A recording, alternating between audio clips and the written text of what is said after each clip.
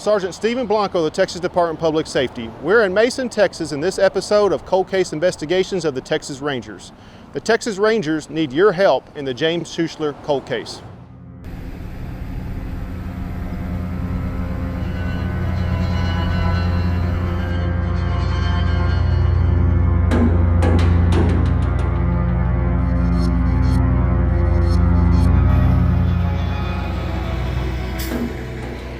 My family's settled here. My grandfather's great-grandfather, great-great-great-grandfather settled Mason.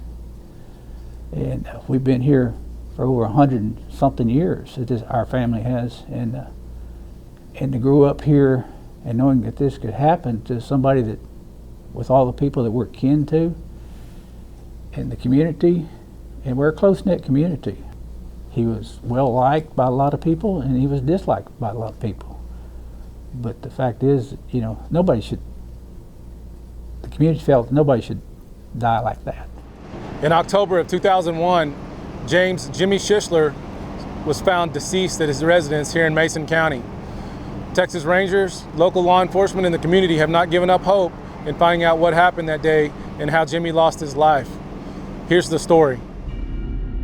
On Sunday, October 14, 2001, Mason County Sheriff's Office and the Texas Rangers responded to a ranch on State Highway 29 in Mason County. The deceased body of Jimmy Schuessler was found inside his residence at the ranch. The Texas Rangers, the Texas Highway Patrol, and the Mason County Sheriff's Office initiated an investigation into the death of Jimmy. Everybody's, for a lot of years, have always wondered, what had happened with this and if we ever find a viable suspect or not. Somebody saw something, whether it was small, little, no matter what little thing they might have run into. But yes, I believe there's somebody out there that has information or reference to this case. Jimmy Schuessler was well known in the Mason community and was involved in farming, ranching, hunting, and was a local business owner. He was the oldest. I was the baby by about 12 years. I was the only girl, and he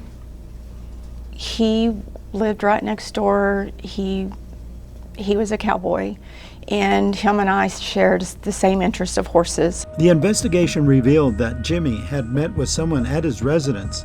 It is believed that an argument and altercation occurred. Evidence found at the scene included DNA, fingerprints, and blood stain patterns inside and outside of his residence, along with the injuries Jimmy suffered. This altercation was more than a fist fight over a disagreement. Well, we know that he was outside the house near the rear of his vehicle, which was a pickup truck, and something occurred there, and he suffered a head injury, laceration to the head. He went into the house. We can track by the blood and everything. He went into the house through a sliding door and looked like he went into the bathroom, may have cleaned up a little bit, and laid down, come back out, laid on the sofa, and at that point, essentially he bled out, lost a lot of blood laying on that sofa, passed out. Jimmy Schuessler had different business and personal dealings with numerous persons in and around Mason County, and not all of those dealings were favorable. It is unknown what led to the altercation that ended Jimmy's life.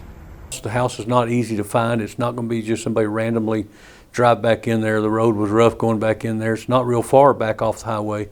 I do think it was somebody that he knew. I think that Jimmy Schuessler was known for drinking a lot, and I don't know, his intoxication and stuff may have been involved if he was intoxicated. Dad and I had kind of a difficult relationship because he was an alcoholic, and so he would come in, he would come out, he would come in, he would come out, and then by the time he passed away, we hadn't spoken in probably a year and a half or so. Jimmy Schuessler was a son, brother, husband, and father of two. Jimmy's family and friends need to have questions answered and find closure. It would bring me some peace, some closure, just to know, just to have some finality to it, to put it to rest, because it's always going to be an open book if I don't find out. It's always going to be there. I really think, the people in this town that know us know that we would love to have answers, in that, our parents are gone, but for my brother and for his kids and their kids, that it might give us some peace too. I just hope it's not somebody that, like I said, that we really know, or knew, or have known. And the